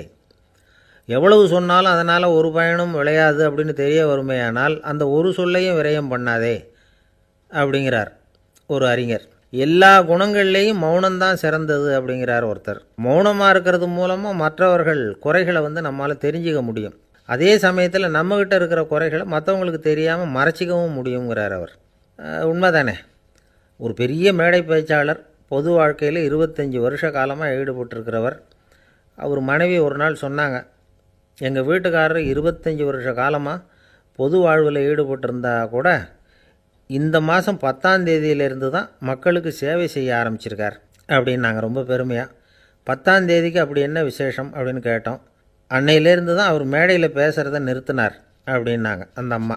ஒரு நண்பர் அவசரமாக என்கிட்ட ஓடி வந்தார். அப்புறம் சொன்னார், என்னால் நம்பவே முடியல சார், என் பையனை அப்படி அப்படின்னு சொல்லி ஆச்சரியப்பட்டார். உங்கள் பையன் அப்படி என்ன தான் செஞ்சுட்டான் அப்படின்னு கேட்டேன். என்னால் முடியாத ஒரு காரியத்தை அவன் செஞ்சுட்டான் சார் அப்படின்னார். அது என்னன்னு தான் சொல்லுங்களேன். என்ன 5ஆவது வகுப்பில் அவன் ஒரே தடவையில் தேறிட்டான் சார், அதாவது ஒரே அட்டம்ப்டில் பாஸ் ஆகிருக்கான் அப்படின்னார் மூச்சு வாங்க. கஷ்டப்பட்டு பரீட்சை எழுதுனது அவன், இவருக்கு ஏன் மூச்சு வாங்குது? நம்மால் செய்ய முடியாத ஒரு காரியத்தை இன்னொருத்தர் செய்யும் பொழுது அது நமக்கு ஆச்சரியமாக இருக்குது. சர்க்கஸ் பார்க்குறோம், ஒருத்தர் அந்த இடத்துல தொங்குறார், அது நமக்கு ஆச்சரியம். ஏன்னா அது நம்மால் முடியாத காரியம். நம்மால் முடியாத ஒன்றை அடுத்தவர் எளிதாக செய்யும் பொழுது நாம் மருள்வது இயற்கை. இதை தான் தொல்காப்பியம் மருட்கை அப்படின்னு சொல்லுது. இந்த வியப்பு இருக்குதே, இது 4 வகையில் ஏற்படுறதாக தொல்காப்பியம் சொல்லுது. அது என்ன 4 வகை? முதல் வகை எப்படின்னா புதுமையான அரிய செயல்களை செய்கிறது. 2வது வகை என்னென்னா பெரும் செயல்களை செய்கிறது. 3வது வகை என்னென்னா மிக நுட்பமான செயல்களை செய்கிறது. 4வது வகை என்னென்னா ஆக்கம் தரும் செயல்களை செய்கிறது. புதுமை, பெருமை, சிறுமை, ஆக்கமோடு மதினம் சாலா மருட்கை 4 அப்படிங்கிறது தொல்காப்பியம். இன்றைக்கி விஞ்ஞானம் புதுசு புதுசாக எதையோ கண்டுபிடிக்குது. ஆரம்பத்தில் அது ஆச்சரியமாக இருக்குது, அப்புறம் அது நமக்கு பழகி போடுது. வானொலி பெட்டி புதுசாக வந்தப்போ ஒரு பெட்டி பேசுதுங்கிறது எவ்வளோ பெரிய ஆச்சரியம். இப்போ யாரும் அதை ஆச்சரியமாக பார்க்குறதில்ல. மதினம் சாலா மருட்கை அப்படின்னு ஒரு சொற்றொடர் வருது பாருங்க, அதில் கருத்தாழம் உண்டு. எதை பற்றியும் போதுமான அளவு புரிந்து கொள்ளாத போது ஒருத்தர் ஆச்சரியப்படுறார். புரிந்து கொண்ட பிறகு ஆச்சரியம் மறைஞ்சு போடுது. மிக நுட்பமான செயல்களும் நம்ம ஆச்சரியப்பட வைக்கும். ஒரு அரிசியில் ஒரு திருக்குறள் எழுதி காட்டுறாங்க, ஒரு முட்டை ஓட்டுக்குள்ளே ஓவியம் தீட்டி காட்டுறாங்க. கருங்கல் சிற்பங்களில் எவ்வளவு நுட்பமான வேலைப்பாடுகளை எல்லாம் பார்த்து ஆச்சரியப்படுறோம். இது மாதிரி ஆக்கப்பூர்வமான அரிய செயல்களை செய்கிறது கூட வியப்பை உண்டு பண்ணும். குப்பை கூலங்களை கூட வாழ்க்கைக்கு பயன்படுகிற பொருளாக மாற்றுகிறவர்கள் இருக்காங்க, அவர்களுடைய செயல் வியப்பு அளிக்குது. இடைக்காட்டு சித்தர் பாடின 30 நூலில் வர்ற ஒரு பாடல், ஆற்றல் பிறர் அறிதலின் அகம் கிளர்வு உறுதலின் கற்று அறி பாணர் கெழுமிய கோடலின் தோற்றம் உருகவே போற்றல் சால் வியப்பே. ஒருத்தருடைய ஆற்றல் தெரியாமல் இருந்தது, அவருடைய அரிய செயலை பார்க்கும் பொழுது வியப்பாக இருந்தது, மனசுக்குள்ள கிளர்ச்சி. பாவலர்கள் இவர்களுடைய புகழை பாடி மற்றவர்களும் தெரிந்து கொள்ளுமாறு செய்கிறார்கள் அப்படிங்கிறது தான் ஒரு யதார்த்தமான உண்மை. ஆக எல்லா வகையிலும் மக்கள் தங்களுடைய வாழ்க்கையில் முன்னேறுவதற்கான வழிகாட்டுகிற ஒரு மெய்ப்பாடு தான் வியப்புங்கிறது. இந்த காலத்தில் நம்ம எப்படியெல்லாம் ஆச்சரியப்பட வைக்கிறாங்க. ஒரு ஆளை பிடிச்சி ஜெயிலில் கொண்டு வந்தாங்க. ஜெயில் அதிகாரி அவனை ரொம்ப ஆச்சரியமாக பார்த்தாரான். இவன் கேட்டான், ஏன் சார் அப்படி பார்க்குறீங்க, நான் இப்போ இங்கே வர்றது உங்களுக்கு ஆச்சரியமாக இருக்குதா அப்படின்னு கேட்டிருக்கான். இதுக்கு ஜெயில் அதிகாரி சொல்லியிருக்கார், நீ இப்போ இங்கே வந்ததில் எனக்கு ஒன்றும் ஆச்சரியம் இல்லைப்பா, ஏற்கனவே நீ இங்கேருந்து விடுதலையாகி போய் 6 மாதம் ஆச்சு, இவ்வளவு லேட்டாக வர்றியே அதுதான் எனக்கு ஆச்சரியமாக இருக்குது அப்படின்னாராம். ஒருத்தர் ஒரு தவறு செஞ்சு விடுறாருன்னு வச்சுக்கோங்க, உடனே நீ செஞ்சது தவறு அப்படின்னு சொல்கிறது ஒரு வகை. அதுக்கு பதிலாக எது சரின்னு அவர் புரிந்து கொள்ள உதவி செய்கிறது இன்னொரு வகை. இந்த 2வது வகை இருக்குது பாருங்கள், நிர்வாக இயலில் இது ரொம்ப முக்கியம். அலுவலகத்தில் வேலை பார்க்குற ஒருத்தர் முக்கியமாக தெரிஞ்சுக்க வேண்டியது என்ன தெரியுமா?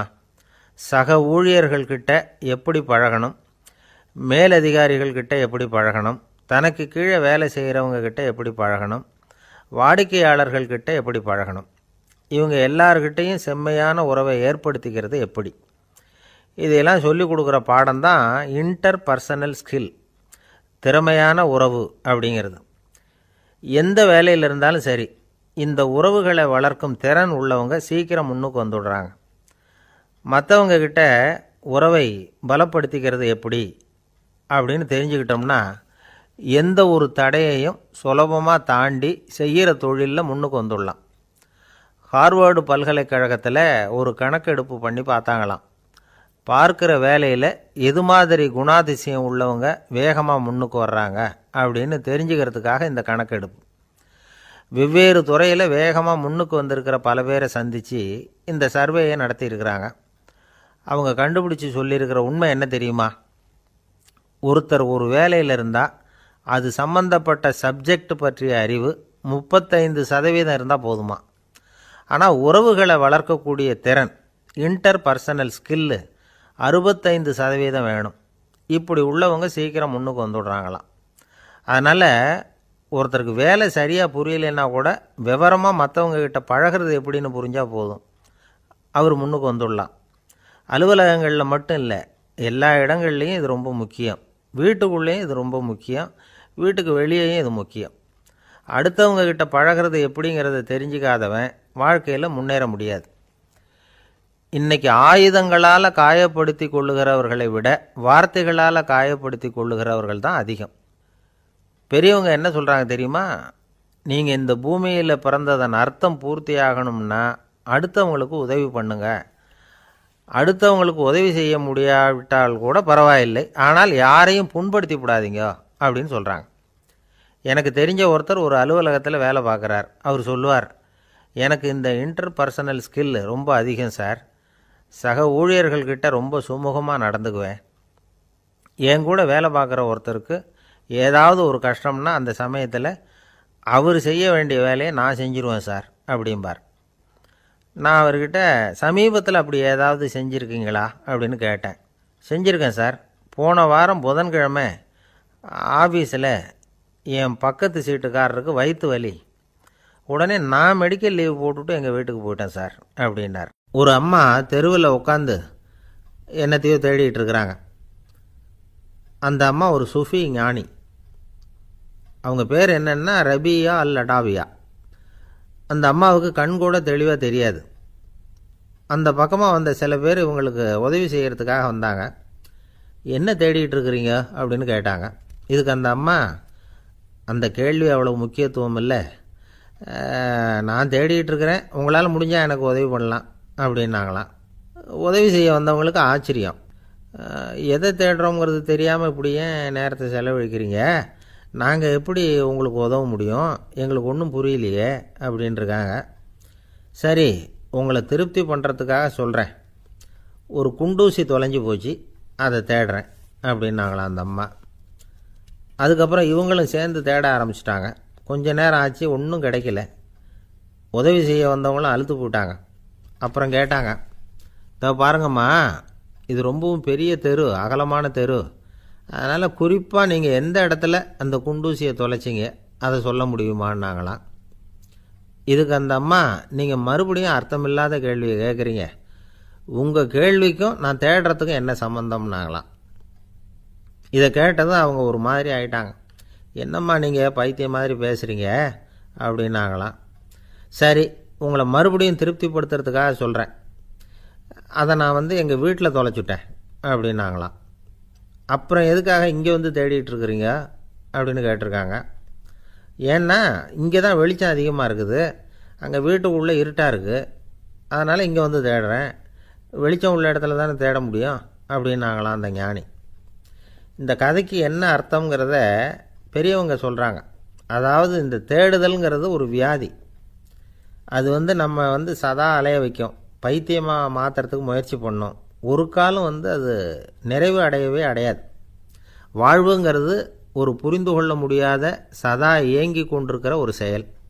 அதுக்கு ஆரம்பமும் இல்லை, முடிவும் கிடையாது. எதையோ தேடணும் அப்படிங்கிற உந்துதல் நமக்குள்ளே இருக்கும், ஆனால் குறிப்பாக எதை தேடிட்டு இருக்கிறோம் அப்படிங்கிறது புரியாது. அப்படி ஏதாவது ஒன்றை தேடி அடைஞ்சிட்றோம்னு வச்சுக்கோங்க, உடனே ஒரு அதிருப்தி வந்துடும். அதனால் வாழ்க்கைங்கிறது சலிப்பு நிறைந்தது அப்படிங்கிற எண்ணத்தை உண்டாக்கிக்கிறோம். ஒன்று அடைஞ்சதுக்கு அப்புறம் இன்னொன்று தேட ஆரம்பிச்சிருவோம். ஆக இந்த தேடல்ங்கிறது நாம் ஒன்று அடைஞ்சாலும் அடையாவிட்டாலும் தொடர்ந்து நடந்துக்கிட்டு தான் இருக்கும். இதுக்கு முடிவே கிடையாது. இந்த உண்மையை நாம் நல்லா புரிஞ்சுக்கணும் அப்படிங்கிறது பெரியவங்களுடைய கருத்து. ஏழையும் தேடுறான், பணக்காரனும் தேடுறான், நோயாளியும் தேடுறான், நோய் இல்லாதவனும் தேடுறான், அதிகாரம் உள்ளவனும் தேடுறான், அதிகாரம் இல்லாதவனும் தேடுறான், முட்டாளும் தேடுறான், அறிவாளியும் தேடுறான். ஆனால் யாரும் இதை தான் தேடி சாதிக்க போகிறோம், இதுதான் முடிவு அப்படின்னு திட்டவட்டமாக சொன்னதில்லை. ஒன்று அடைஞ்சதும் இன்னொன்று தேட ஆரம்பிச்சிடுறாங்க, அவ்வளோதான். அதாவது உங்களின் தேடுபவர் உங்கள் உள்ளேதான் இருக்கிறார், அவரை தேடி கண்டுபிடியுங்கள். இதுதான் ஞானிகள் நமக்கு சொல்லுகிற ஒரு ஆலோசனை. நம்மால் ஒருத்தன் ஜெயிலில் இருந்தான். இன்னொரு கைதி அவனை பார்த்து கேட்டான், ஏன்பா உன்னை பார்க்குறதுக்கு வெளியிலேருந்து யாருமே இங்கே வர்றது இல்லையே, உனக்கு சொந்தக்காரங்களே கிடையாதா அப்படின்னு கேட்டானான். ஏன் இல்லை, எனக்கு சொந்தக்காரங்க நிறைய பேர் உண்டு, அவங்க என்னை பார்க்க வராததுக்கு காரணம் வேற அப்படின்ட்டுருக்கான் இவன். என்ன காரணம்னு கேட்டான் அவன். அதுக்கு இவன் சொன்னானா, அதுக்கு என்ன காரணம்னா அவங்க எல்லாரும் இங்கே உள்ளேயே இருக்கிறாங்க அப்படின்னானா. ஒரு சீன தேசத்து அரசர் இருந்தார். அவருக்கு வயசாயிட்டுது. அவருக்கு அடுத்தபடியாக அவருடைய புள்ள பட்டத்துக்கு வரணும், ஆட்சி பொறுப்பை ஏற்றுக்கணும். ஒரு நல்ல தலைவனுக்கு இருக்க வேண்டிய பண்புகள்லாம் தன்னுடைய மகனுக்கு இருக்கணும்னு விரும்பினார் அந்த அரசர். அதனால் இளவரசனை பக்கத்தில் இருந்த ஒரு குரு கிட்ட அனுப்புனார். இளவரசன் அவர்கிட்ட போய் சேர்ந்தான். அந்த குரு என்ன பண்ணார் தெரியுமா, இவனை பார்த்து சொன்னார், இதை பாருப்பா, நீ என்ன பண்ணுற, இப்போவே பக்கத்தில் இருக்கிற காட்டுக்கு போ, நடு காட்டில் போய் ஒரு இடத்துல உட்காந்துக்கோ, அங்கே என்னென்ன சத்தம்லாம் உன் காதில் விழுதுன்னு கவனித்து கேளு, உன் காதில் விழுந்த ஓசைகள் என்னென்னங்கிறத என்கிட்ட வந்து சொல்லு, அதுதான் எனக்கு தெரியணும், உனக்கு வேலையும் அதுதான் அப்படின்னு சொல்லி அனுப்பி வச்சுட்டார். இளவரசன் காட்டுக்கு போனான். குரு சொன்னபடியே ஒரு இடத்துல உட்காந்து கவனித்து கேட்டான். அதுக்கப்புறம் குருக்கிட்ட திரும்பி வந்தான். என்னென்ன சத்தம்லாம் கேட்ட அப்படின்னு கேட்டார் குரு. குருவே, காட்டில் நான் பறவைகள் சத்தம்லாம் கேட்டேன், மிருகங்களின் ஓசையையும் கேட்டேன், இதை தவிர இடி மின்னல் மழை இதுகளோட சத்தத்தையும் கேட்டேன் அப்படின்னா. குரு யோசனை பண்ணார், நீ இன்னமும் சரியாக கேட்கல, அதனால் மறுபடியும் காட்டுக்கு போ, கொஞ்ச நாள் தங்கியிருந்து கேட்டுட்டு வா அப்படின்னார். இளவரசனுக்கு ஒன்றும் புரியல. இருந்தாலும் குருவின் கட்டளையாச்சே, மறுக்க முடியுமா? உடனே அவன் மறுபடியும் காட்டுக்கு போனான். ஒரு இடத்துல உட்காந்தான். கொஞ்ச நேரம் உன்னிப்பாக கவனித்து கேட்டான். சில நாள் கழித்து குருக்கிட்ட திரும்பி வந்தான். குருவே, இந்த தடவை சில துல்லியமான சத்தங்களை எல்லாம் கேட்டான். தேனீ பறக்கிற சத்தம், நீரோடையின் மெல்லிய ஓசை, இதெல்லாம் கேட்டேன்னா. குரு சிரித்தார். நீ மறுபடியும் காட்டுக்கு போ, இன்னும் சில நாள் அங்கே இரு, முழுமையாக கவனமாக கேட்டுக்கிட்டு வா அப்படின்னு சொல்லி அனுப்பி வச்சுட்டார். இளவரசனுக்கு குழப்பம் அதிகமாயிட்டுது. ஒன்றுமே புரியல. மறுபடியும் காட்டுக்கு போனான். மௌனமாக ஒரு இடத்துல உட்காந்துட்டான். அப்படியே தியானத்தில் ஆழ்ந்துட்டான். சில நாளில் அவனுக்கு இதுவரை கேட்காத ஓசைகள்லாம் கேட்க ஆரம்பிச்சிட்டுது. இதைத்தான் நான் கேட்கணும்னு என்னுடைய குரு எதிர்பார்த்துருக்கிறாருங்கிறத புரிஞ்சுக்கிட்டான். உடனே குருக்கிட்ட ஓடனான். குருவே, இந்த தடவை காதுகளுக்கு கேட்க முடியாத சில ஓசைகளை கூட என்னால் உணர முடிஞ்சுது. பூ மலருகிற ஓசை, சூரியனால் பூமி சூடாகிறப்போ எழுகிற ஓசை, காலை பனித்துளியை இந்த புல்லுலாம் குடிக்கிற ஓசை, இது எல்லாம் என்னால் நல்லா கேட்க முடிஞ்சுது அப்படின்னா. குருவுக்கு இப்போ தான் திருப்தி ஏற்பட்டு தான். இளவரசனை பார்த்து சொன்னார், இதை பாருப்பா, இப்போ தான் நாட்டை ஆளுகிற தகுதி உனக்கு வந்திருக்குது அப்படின்னு சொல்லி அதுக்கு விளக்கமும் கொடுத்தாராம். எந்த அரசன் தன்னுடைய மக்களின் இதயம் பேசுகிற மௌன மொழியை, மௌன வார்த்தைகளை கேட்குறானோ அவன்தான் ஆள தகுதி உள்ளவன். எந்த அரசன் தன்னுடைய மக்களின் உணர்ச்சிகளை உண்மையாக உணர்றானோ அவன்தான் முதன்மையான அரசன். போலி வார்த்தைகளை மட்டும் கேட்டுட்டு பல மௌன ராகங்களை காதில் வாங்கிக்காதவன் அரசனே இல்லை. எந்த நாட்டில் எப்போ ஒரு அரசன் தன்னுடைய மக்களின் உணர்ச்சிகளை கேட்க மறுக்கிறானோ அன்னையிலேருந்தே அந்த நாடு அழிய தொடங்குது அப்படின்னு அர்த்தம். இதுதான் அந்த குரு இளவரசனுக்கு போதிச்சது. வாயால் பேசுகிறத மட்டும் கேட்டு ஏமாறக்கூடாது, உணர்ச்சிகளையும் கேட்குறதுல தான் மனப்பக்குவம் உண்டாகும். மக்கள் உணர்ச்சிகளை புரிந்து கொள்ளாத அரசர்கள் நீடிச்சிருக்க முடியாது. அது மாதிரி நாடுகளில் அடிக்கடி குழப்பம் வந்தால் உண்டாகும். அப்படி இருந்தால் அடிக்கடி ஆட்சி மாறிக்கிட்டு இருக்கும். அப்படிப்பட்ட ஒரு தேசம், அங்கே ஒரு சிறைச்சாலையில் 3 கைதிகள் பேசிக்கிட்டு இருந்தாங்க. ஒருத்தன் சொன்னான், நான் இந்த நாட்டு ராஜாவை எதிர்த்து பேசிக்கிட்டு இருந்தேன், அதனால் என்னை பிடிச்சி கொண்டாந்து இங்கே போட்டுட்டாங்க அப்படின்னா ஒருத்தன். இன்னொருத்தன் சொன்னான், நான் இந்த நாட்டு ராஜாவை ஆதரித்து பேசிக்கிட்டு இருந்தேன், அதனால் என்னை பிடிச்சி கொண்டாந்து இங்கே தள்ளிவிட்டாங்க அப்படின்னா. அது சரி, நீ என்ன தப்பு பண்ண அப்படின்னு சொல்லி 3வது ஆளை பார்த்து இவங்க கேட்டாங்க. அதுக்கு அந்த ஆள் சொல்கிறான், நான் தான் இந்த நாட்டு ராஜா அப்படின்னானா. ஒரு ஆசாமி வேகமாக ஓடிக்கிட்டு இருந்தான். ஏன் இப்படி ஓடுறேன்னு கேட்டார் இன்னொருத்தர். அங்கே ஒரு ஆள் அடிபட்டு கிடக்கிறான், அதை பார்த்தேன், உடனே ஓடுறேன்னா. எங்கேன்னு கேட்டார். ஆஸ்பத்திரிக்குன்னா. ஒரு ஆள் அடிபட்டு கிடக்கிறத பார்த்தா உடனடியாக நாம் செய்ய வேண்டியது முதல் உதவி, அதுக்கப்புறம் தான் ஆஸ்பத்திரி. இன்றைக்கி விபத்துங்கிறது சர்வசாதாரணமாக நடந்துக்கிட்டு இருக்குது. வாகன விபத்து, வெடிகுண்டு விபத்து, தீ விபத்து, கட்டடம் சரியறது, பூகம்பம், இப்படி நிறைய நடக்குது. ஒரு விபத்தை பார்த்துட்டா நம்மளில் பல பேர் நமக்கு என்னத்துக்கு வம்புன்னு ஒதுங்கி போயிடுறதும் உண்டு. சில பேர் துணிஞ்சு கிட்ட போய் உதவி செய்கிறதும் உண்டு. அப்படி உதவி செய்ய நினைக்கிறவங்களுக்கு உபயோகப்படுற தகவல் இது. விபத்தில் காயமடைஞ்சவங்களை 3 பிரிவாக பிரிக்கலாமா.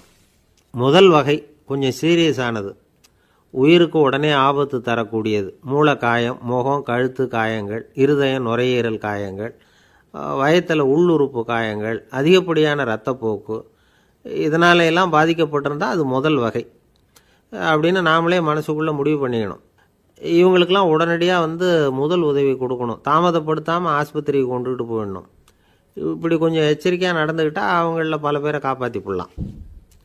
ரெண்டாவது வகை எப்படின்னா, முதல் உதவி விரைவாக கிடைச்சா உயிர் பிழைக்கக்கூடிய மார்பு காயங்கள், கைகால் எலும்பு முறிவு, இடுப்பு முதுகெலும்பு காயம், சீரான இரத்த சேதம், இப்படிப்பட்டவங்களை ரெண்டாவது வகையாக பிரிக்கணும். ஆபத்து இல்லாத சிராய்ப்புகள், சிறு காயங்கள், இரத்த உறைவுகள், இதனால் பாதிக்கப்படுறவங்க மூணாவது வகை. ஒருத்தர் தலையில் அடிபட்டு நினைவு விழுந்துட்டார்னு வச்சுங்க, அவருக்கு வாந்தி வர்றதுனால புறையேறி மூச்சு அடைப்பு உண்டாகும். இப்படி ஆகாமல் இருக்கிறதுக்காக தலையை ஒரு பக்கமாக சாய்ச்சி வைக்கலாம். நாடி துடிப்பையும் இதய துடிப்பையும் தொட்டு பார்க்கணும். அது குறைஞ்சிருந்தாலும் சரி, நின்று இருந்தாலும் சரி, அவர் மார்பை நிமிஷத்துக்கு 80 தடவை உள்ளங்கையால் அழுத்தி இதய துடிப்பை மீட்கிறதுக்கு உதவி பண்ணணும். கழுத்தில் காயம்பட்டாலும் ஆபத்து அதிகம். கழுத்துக்கு அடியில் ஒரு துண்டை மடித்து வைக்கலாம். 2 பக்கமும் சின்ன தலையணை அல்லது துணி மடிப்புகளை வச்சு கழுத்தை அதிகமாக அசையாமல் பார்த்துக்கலாம். முதுகெலும்பு முறிஞ்சிருக்குமோ அப்படிங்கிற சந்தேகம் இருந்ததுன்னா அவரை அதிகமாக அசைய விடக்கூடாது. அதிகமாக அசைஞ்சால் தண்டு இடத்துல பாதிப்பு ஏற்பட்டு கைகால் விளங்காமல் போயிடும். அவரை ஒரு கனமான போர்வை இல்லைன்னா பாயில் படுக்க வச்சு 4 பேர் மெதுவாக தூக்கி மருத்துவ உதவிக்கு அனுப்பி வைக்கலாம். கையெலும்பு முறிஞ்சிருந்தால் முறிஞ்ச பாகத்தை உடம்போடு சேர்த்து அசையாமல் கட்டிப்புடலாம். கால் எலும்பு முறிஞ்சிருந்தால் மற்ற காலோடு சேர்த்து கட்டிப்புடலாம். முறிஞ்ச பாகம் தொங்காமல் பார்த்துக்கணும். அப்போ தான் வீக்கம் உண்டாகாமல் இருக்கும். வெட்டு காயம், குண்டடிப்பட்ட காயம், இதிலெல்லாம் ரத்தப்போக்கு அதிகமாக இருக்கும். ரத்தம் வெளியேற ஆபத்து அதிகம். சுத்தமான துணியை பல மடிப்புகளை மடித்து காயத்தின் மேலே வச்சு அழுத்தமாக ஒரு 10 நிமிஷம் பிடிச்சிக்கணும். ரத்தம் நின்ன உடனே காயத்துக்கு கட்டு போடலாம். சில சமயம் காயம்பட்ட பாகத்தை உயரமாக தூக்கி பிடிச்சிக்கிட்டா தான் ரத்த கசிவு நிற்கும். இந்த விவரங்களையெல்லாம் கொஞ்சம் மனசில் வாங்கி வச்சுக்கிட்டோம்னா சமயத்தில் உதவும். ஏன்னா இந்த காலத்தில் விபத்து எந்த ரூபத்தில் எப்போ வரும்னு யூகிக்கவே முடியல. நண்பர் ஒருத்தர் சொன்னார், நேற்றுக்கு பாருங்கள் சார், என் கண்ணு முன்னாடியே ஒரு சின்ன விபத்து நடந்ததுன்னார். என்னன்னு விசாரித்தோம். ஒரு பஸ்ஸில் வந்துக்கிட்டு இருந்தேன். அந்த பஸ்ஸில் பின்பக்கம் படி ஓரமாக நின்றுக்கிட்டு இருந்த ஒருத்தர் ரோட்டில் விழுந்துட்டார். டிரைவர் அதை கவனிக்கலை, நிறுத்தாமல் அவர் பாட்டுக்கு போகிறாருன்னார். கண்டக்டர் உடனே விசில் கொடுத்து பஸ்ஸை நிறுத்த வேண்டியது தானே அப்படின்னோம். அதுதான் சார் முடியாமல் போச்சுன்னார் அவர். ஏன்னு கேட்டாங்க. தவறி கீழே விழுந்ததே அந்த கண்டக்டர் தான் சார் அப்படிங்கிறார். ஒரு நண்பர், அவர்கிட்ட பேசிக்கிட்டு இருந்தேன். மனித உறவுகள் பற்றி அவர் சொல்லிகிட்டு இருந்தார்.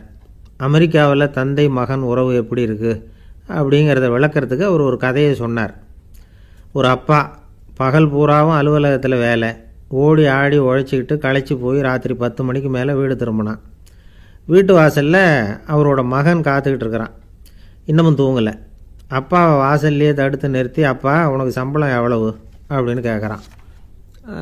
ஏற்கனவே ஆஃபீஸு பிரச்சனைகளால் அலுத்து போய் திரும்புகிற அப்பாவுக்கு கோவம் வந்துடுது.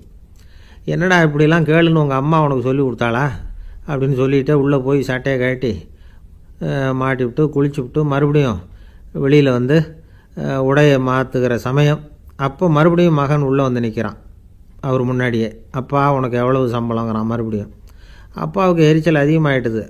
மணிக்கு $20 போதுமா அப்படின்னார். அப்படின்னா எனக்கு ஒரு $10 தர முடியுமான்னா மகன். இதுக்கு தான் என் சம்பளம் எவ்வளவுன்னு கேட்டியா? 2ஆம் வகுப்பு படிக்கிற உனக்கு எதுக்குடா $10 அப்படின்னு கத்திவிட்டு தொலைக்காட்சி பெட்டியின் முன்னாடி போய் உட்காந்துக்கிட்டு ஏதோ நிகழ்ச்சியை பார்க்க ஆரம்பிச்சிட்டார். கொஞ்ச நேரம் கழித்து மறுபடியும் மகன் நிற்கிறான். அப்பா ப்ளீஸ் எனக்கு ஒரு $10 கொடுக்க முடியுமா? மகனுடைய கண்களில் கண்ணீர். என்னடா அவன் கண்ணீரை காட்டி காரியம் சாதிக்கலாம்னு பார்க்குறியா? ஒரு காசு கூட கொடுக்க மாட்டான் போ அப்படின்னு விரட்டி விட்டான். மகன் கண்ணீரை தொடச்சிக்கிட்டே கண்ணை தொடச்சிக்கிட்டு பேசாமல் போய் படுத்துக்கிட்டானான். கொஞ்ச நேரம் ஆச்சு. அப்பாவோட கோபம் கொஞ்சம் கொஞ்சமாக குறைஞ்சிது. பிள்ளைகிட்ட கோபமாக கத்துனது தப்பு தாங்கிறது புரிஞ்சுது அவனுக்கு. எழுந்திரிச்சு போனான், படுக்கை இறக்கி போனான். மகனை பார்த்தான். அவன் தலையணையை கட்டி பிடிச்சிக்கிட்டு அழுதுகிட்டு இருக்கிறான். அவனை மெல்ல நெருங்கி அவங்ககிட்ட எதமாக பேசுகிறதுக்கு ஆரம்பித்தானான். எதுக்குடா உனக்கு $10 பள்ளிக்கூடத்தில் கேட்டாங்களா அப்படின்னு கேட்டானான். மகன் சொல்லியிருக்கான், இல்லை டாடி, உனக்கு 1 மணி நேரம் சம்பளம் $20ன்னு சொன்னேன். நீ ஏற்கனவே எனக்கு கொடுத்த பாக்கெட் மணி $10 என்கிட்ட இருக்குது. இப்போ நீ இன்னொரு $10 கொடுத்தீங்கன்னா அதையும் சேர்த்து $20 ஆகிடும். அந்த $20 நான் உனக்கு கொடுத்துருவேன். அப்படி கொடுத்தா நீ என் கூட 1 மணி நேரம் செலவழிப்ப இல்லையா? அதுக்காக தான் $10 கேட்டேன் அப்படின்னு சொன்னானான். அந்த அப்பா கண்ணு கலங்கி போச்சான். ஆதரவோடு தன்னுடைய மகனை கட்டி பிடிச்சி அழ ஆரம்பிச்சிட்டாராம். இதுதான் நண்பர் சொன்ன கதை. அமெரிக்கா மட்டும் இல்லை, உலகம் பூராவும் இன்றைக்கி மனித உறவுகள் இப்படி தான் மாறிட்டு இருக்கு. பெரியவர்கள் அறிவுரை என்ன தெரியுமா? உங்கள் குழந்தைகளிடமிருந்து குழந்தை பருவத்தை பிரித்து விடாதீர்கள் அப்படிங்கிறது தான். அதாவது இன்றைய குழந்தைகள் தங்கள் பிருந்தாவனத்தை இழந்து விடுகிறார்கள் அப்படிங்கிறது அவங்களுடைய கருத்து. இந்த நிலைக்கு நாம் காரணமாக இருந்துடக்கூடாது. குழந்தைகளோட விளையாடுவோம், குடும்பத்தோடு உறவாடுவோம் அப்படிங்கிறது தான் நம்முடைய நோக்கமாக இருக்கணும். இன்றைய உறவு முறைக்கு இன்னொரு உதாரணம் சொல்லுவாங்க. ஒருத்தர் வந்தாராம், அவர் பக்கத்தில் ஒரு சின்ன பையன். நாம் அவரை விசாரிக்கிறோம், யார் இந்த பையன் அப்படின்னா அவர் சொல்கிறார், இவன் எனக்கு தூரத்து உறவு அப்படின்னாராம். இந்த தூரத்து உறவுன்னா எப்படின்னு இருக்கான். இதுக்கு அவன் சொல்லியிருக்கிறான், இவன் எங்கள் அப்பாவுக்கு 8வது புள்ள அப்படின்னானான். ஒரு ஊரில் ஒரு பெரிய ஞானி இருந்தார். அவர் படுக்கையில் இருந்தார். இன்னும் கொஞ்ச நேரம்தான் அவர் இந்த உலகத்தில் இருக்க போகிறார். அவரை சுற்றி ஏகப்பட்ட கூட்டம். ஏற்கனவே அவருடைய உபதேசங்களை கேட்டவங்க பல பேர் அவரை சுற்றி நிற்கிறாங்க. அந்த ஞானி மெதுவாக கண்ணை திறந்து பார்க்குறார். எல்லாரும் அவருடைய கடைசி வார்த்தையை கேட்கறதுக்காக அவளோட காத்துக்கிட்டு இருக்கிறாங்க. அந்த ஞானி மெதுவாக பேச ஆரம்பித்தார். நான் என்னுடைய வாழ்நாள் பூராவும் உங்களுக்கு நிறைய போதனைகள் சொல்லிக்கிட்டு இருக்கிறேன். பேரானந்தம், மகிழ்ச்சி, தியானத்தன்மை, இதை பற்றியெல்லாம் சொல்லியிருக்கிறேன். இப்போ நான் வேறு ஒரு கரைக்கு போய்கிட்டுருக்கிறேன். நான் இனிமேல் இந்த கரையில் இருக்க மாட்டேன். நீங்கள் நான் சொன்னதையெல்லாம் கேட்டீங்க, ஆனால் எதையும் நீங்கள் நடைமுறைப்படுத்தி பார்க்கல. எல்லாம் கேட்டதோடு சரி, அதோடு விட்டுவிட்டீங்க. அப்புறம் அதை தள்ளி போட்டுக்கிட்டே வந்துட்டீங்க. மேலும் அதை தள்ளி போடுறதுல எந்த பிரயோஜனமும் கிடையாது. இப்போ நான் போய்கிட்டு இருக்கிறேன். உங்களில் யாராவது என்னோட வர்றதுக்கு தயாரா அப்படின்னு கேட்டார். அவ்வளவுதான். யாரும் வாயை திறக்கலை. ஒரே மௌனம், சத்தமே இல்லை. ஒருத்தர் பார்த்துக்கிட்டே நிற்கிறாங்க. அந்த கூட்டத்தில் ஒரு ஆள் அந்த ஞானி கூடவே 40 வருஷத்துக்கு மேலே இருந்திருக்கிறான். அவனும் வாயை திறக்காமல் இன்னொருத்தன் முகத்தை பார்த்துக்கிட்டே நிற்கிறான். இந்த சமயத்தில் பின்னாடி நின்றுக்கிட்டு இருந்த ஒருத்தன் கையை தூக்கினான். ஞானி அவனை பார்த்தார். சரி, ஒருத்தனுக்காவது நம்மோட வர்றதுக்கு தைரியம் இருக்குது அப்படின்னு நினச்சார். ஆனால் அந்த ஆள் என்ன சொன்னான் தெரியுமா? ஐயா, நீங்கள் கேட்குறப்போ நான் உடனே எழுந்திருக்கல, கையை மட்டும்தான் தூக்கினேன். என்ன காரணம்னா, நான் எப்படி அடுத்த கரைக்கு சேர்றதுங்கிறது தெரிஞ்சுக்கிறதுக்காகத்தான். அந்த விவரத்தை மட்டும் இப்போ உங்ககிட்ட இருந்து நான் தெரிஞ்சுக்க ஆசைப்பட்றேன். ஏன்னா இப்போ நான் உங்கள் கூட வர்றதுக்கு தயாராக இல்லை. எவ்வளவோ காரியங்களை நான் இன்னும் இங்கே முடிக்க வேண்டி இருக்குது. வீட்டுக்கு ஒரு விருந்தினர் வந்திருக்கிறார். என்னுடைய இளைய மகனுக்கு கல்யாணம் பண்ணி வைக்கணும். அதனால் இன்றைக்கி உங்கள் கூட வர முடியாது. அது மட்டும் இல்லை, இப்போ உங்கள் கூட அடுத்த கரைக்கு வந்தால் திரும்பி வர முடியாதுன்னு வேறு சொல்கிறீங்க. அதனால் இப்போ நான் வரல. இன்னொரு நாள் நிச்சயமாக நான் வர்றேங்க, உங்களை சந்திக்கிறேன். அதனால் இப்போ நீங்கள் இன்னொரு தடவை எங்களுக்கு விளக்கமாக சொல்லணும். ஏற்கனவே பல தடவை சொல்லியிருக்கிறீங்க. தயவு பண்ணி இப்போ ஒரு தடவை சொன்னீங்கன்னா சௌகரியமாக இருக்கும். அந்த அடுத்த கரையை அடையிறது எப்படி? இப்போ ஒரு தடவை அதை விளக்கமாக சொல்லிட்டிங்கன்னா நல்லா ஞாபகப்படுத்திக்குவேன். அது சரியான சமயம் வர்றப்போ இது எனக்கு உதவியாக இருக்கும் அப்படின்னு நானா. ஆனால் உண்மை என்ன தெரியுமா? அந்த சரியான சமயம் வரவே இல்லை அப்படிங்கிறது தான் உண்மை. இப்படி அந்த கதை முடியும். இந்த கதை அந்த ஒரு ஆளுக்கு மட்டும் இல்லை, கிட்டத்தட்ட எல்லாருக்குமே அது பொருந்தும் அப்படிங்கிறாங்க விவரம் தெரிஞ்சவங்க. எல்லாருமே அந்த சரியான தருணத்துக்காகத்தான் காத்துக்கிட்டு இருக்கிறாங்களாம். அதுக்காக ஜோசியம் பார்க்குறாங்க, கைரேகை பார்க்குறாங்க. நாளைக்கு என்ன நடக்குங்கிற ஆவலில் எல்லாரும் காத்துக்கிட்டு இருக்கிறாங்க. ஆனால் அந்த ஒரு நாள் ஒருபோதும் வரப்போகிறதில்ல. நீங்கள் தள்ளி போடுறதுக்காக பல அர்த்தமில்லாத காரணங்களை தேடுறீங்க அப்படிங்கிறார் ஒரு ஞானி. காத்திருக்கிறதுலேயே நம்ம காலம் ஓடி போயிடுது. ஏன்னா இன்றைக்கி நாம் சிந்திக்கிறது நாளைக்கு நாம் சிந்திக்கிறது இல்லை. ஒவ்வொரு நாளும் ஒவ்வொரு மாதிரி போயிடுது. நாளைக்கு மறுநாளை பற்றியே சிந்திக்கிறோம். இப்படியே அது பாட்டுக்கு போயிடும். கரையை தொட்டு பார்க்குறது எப்போ? இதுதான் கேள்வி. நமக்கு வேண்டியப்பட்ட ஒருத்தர் ஒரு ரயில்வே பிளாட்ஃபாரத்தில் நின்றுட்டு இருக்கிறார். அங்கே இருக்கிறவங்ககிட்ட கேட்குறாராம், விசாரிக்கிறார். ஏங்க கிழக்க போகிற ரயில் போயிட்டுதுங்களான்னாராம். போயிட்டுதுன்னு இருக்கிறாங்க. கொஞ்ச நேரம் கழித்து ஏங்க மேற்க போகிற ரயில் போயிட்டுதுங்களான்னு கேட்டிருக்காரு. போயிட்டுதுங்களான்ட்ருக்காங்க. அப்புறம் கொஞ்சம் நேரம் கழித்து மறுபடியும் ஏங்க 10:30 மணி வண்டி போட்டுதான்னு கேட்டிருக்காரு. தொடர்ந்து காலையிலேருந்து சாயந்தரம் வரைக்கும் இப்படி ஒரே இடத்துல நின்றுட்டு கேட்டுக்கிட்டே இருக்கிறார். இதை பார்த்துக்கிட்டு இருந்த ஒருத்தர் அவர்கிட்ட வந்து, ஏங்க நீங்கள் எங்கே போகணும் அப்படின்னு கேட்டாராம். இவர் மெதுவாக சொன்னாராம், இந்த ரயில்வே லைனை தாண்டி அந்த பக்கம் போகணும் அப்படின்னாராம். நம்பிக்கை இல்லைன்னா இந்த உலகத்தில் நாம் நடமாடவே முடியாது. அவநம்பிக்கையோடு இருந்துக்கிட்டு இருந்தால் என்றைக்கும் அவஸ்தை தான். நாம் நம்புறது நடக்குதோ இல்லையோ அது வேறு விஷயம். ஆனால் எதையும் நம்பி தான் நாம் அடி வைக்க வேண்டியிருக்கு. வேறு ஒன்றும் வேணாம், ஒரு லாட்ரி சீட்டு வாங்குகிறோம், அது எங்கே நமக்கு விழப்போகுது அப்படிங்கிற அவநம்பிக்கையோடவா வாங்குகிறோம்? பரிசு நமக்கு தான் அப்படிங்கிற நம்பிக்கை உள்ளூர இருக்கிறதுனால தான் அதை வாங்குகிறோம். இருந்தாலும் முடிவு வேறு மாதிரி ஆகிடுது. அதுக்காக மனசு சோர்ந்து போகிறதில்ல, அடுத்த மாதமும் சீட்டு வாங்குகிறோம். இந்த நம்பிக்கை தான் மனித வாழ்க்கைக்கு ஆதாரம். ஒரு கடையில் போய் டீ சாப்பிட்றீங்க, அந்த டீ நல்ல டீ தானா, அதில் விஷம் கலந்துருக்குமா அப்படிங்கிற சந்தேகம் வந்துட்டுதுன்னு வச்சுங்க. அதுக்கப்புறம் அதை எப்படி நீங்கள் சாப்பிட முடியும்? நம்பி தான் சாப்பிட்ணும். ரயில் ஒழுங்காக போய் சேருங்கிற நம்பிக்கை இருக்கிறதுனால தான் அதில் ஏறி உட்காடுறோம். லெட்டர் ஒழுங்காக போய் சேருங்கிற நம்பிக்கை இருக்கிறதுனால தான் பெட்டியில் போடுறோம். சரி, நம்ம கதையெல்லாம் நம்மளோட இருக்கட்டும். மனித நம்பிக்கை எந்த அளவுக்கு உறுதியாகவும் அறிவுபூர்வமாகவும் இருக்கணுங்கிறதுக்கு அலெக்சாண்டர் வாழ்க்கையில் நடந்த ஒரு சம்பவத்தை உதாரணமாக சொல்லலாம். இந்த உலகத்தையே ஜெயிக்கணும்னு புறப்பட்டார் அலெக்சாண்டர். ஒரு கட்டத்தில் அவர் சிட்னஸ் நதி கரைக்கு வந்து சேர்ந்தார். அந்த சமயத்தில் அவருக்கு கடுமையான நோய் வந்துட்டுது. அவர் கூடவே வந்திருந்த கிரேக்க வைத்தியர்கள் என்னென்னமோ முயற்சியெல்லாம் பண்ணி பார்த்தாங்க. இருந்தாலும் அலெக்சாண்டருக்கு வந்திருக்கிறது என்ன நோய்ங்கிறத அவங்களால கண்டுபிடிக்க முடியல. ஏன்னா அந்த பகுதியில் உள்ளவங்களுக்கு மட்டுமே அதிகமாக வரக்கூடிய ஒரு வினோதமான நோயாக இருந்தது அது. ஆனால் அவர் இருக்கிற இடம் எதிரியோட இடம், பாரசீக மன்னனோட ஆளுகைக்கு உட்பட்ட இடம். என்ன பண்ணுறது அப்படின்னு எல்லாரும் யோசனை பண்ணாங்க. பாரசீக மன்னனோட அரண்மனையில் இருக்கிற வைத்தியர் வந்தால் இந்த நோயை குணப்படுத்தி விடுவார் அப்படின்னு சொன்னாங்க. இருந்தாலும் எதிரியோட நாட்டில் இருக்கிற வைத்தியரை கூப்பிட்டு எப்படி நம்பி வைத்தியம் பார்க்க சொல்கிறது அப்படின்னு சொல்லி எல்லோரும் தயங்கினாங்க. ஆனால் அலெக்சாண்டர் தயங்கலை. பரவாயில்ல, அழைச்சிட்டு வாங்கன்னு விட்டார். உடனே அவரை போய் அழைச்சிட்டு வந்துட்டாங்க. அவர் வந்தார். அலெக்சாண்டர் உடம்பை பரிசோதனை பண்ணி பார்த்தார். சரி, இதை குணப்படுத்தி விடலாம், பயப்பட வேண்டியதில்லை. ஆனால் இதுக்கு ஒரு மூலிகை ரசம் தயார் பண்ணி கொடுக்கணும். நான் போய் அதை தயார் பண்ணிவிட்டு 2 நாளில் திரும்பி வந்துடுறேன் அப்படின்னு சொல்லிவிட்டு போனார் அந்த வைத்தியர். அதே மாதிரி 2 நாளில் திரும்பி வந்தார் மூலிகை ரசத்தோட. இதுக்கு இடையில் அலெக்சாண்டரோட தளபதிகளில் ஒருத்தர் ரகசியமாக ஒரு எச்சரிக்கை கடிதம் கொடுத்து அனுப்பியிருக்கிறான். அதை வாங்கி என்ன விஷயம்னு பார்த்தார். இப்போ உங்ககிட்ட வந்திருக்கிற எதிரி நாட்டு வைத்தியரை நம்பாதீங்கோ, அவன் கொண்டுகிட்டு வந்திருக்கிற மூலிகை ரசத்தில் விஷம் கலந்துருக்குது அப்படின்னு அதில் எழுதியிருக்கு. அதை பார்த்தார் அலெக்சாண்டர். இருந்தாலும் கொஞ்சம் கூட அலட்டிக்கலை. வைத்தியர் கொடுத்த மருந்தை வாங்கி கடகடன்னு குடிச்சுட்டு அதுக்கப்புறம் அந்த கடிதத்தில் இருந்த விஷயத்தை அந்த வைத்தியர்கிட்ட சொன்னார். வைத்தியர் திகைச்சு போயிட்டார்.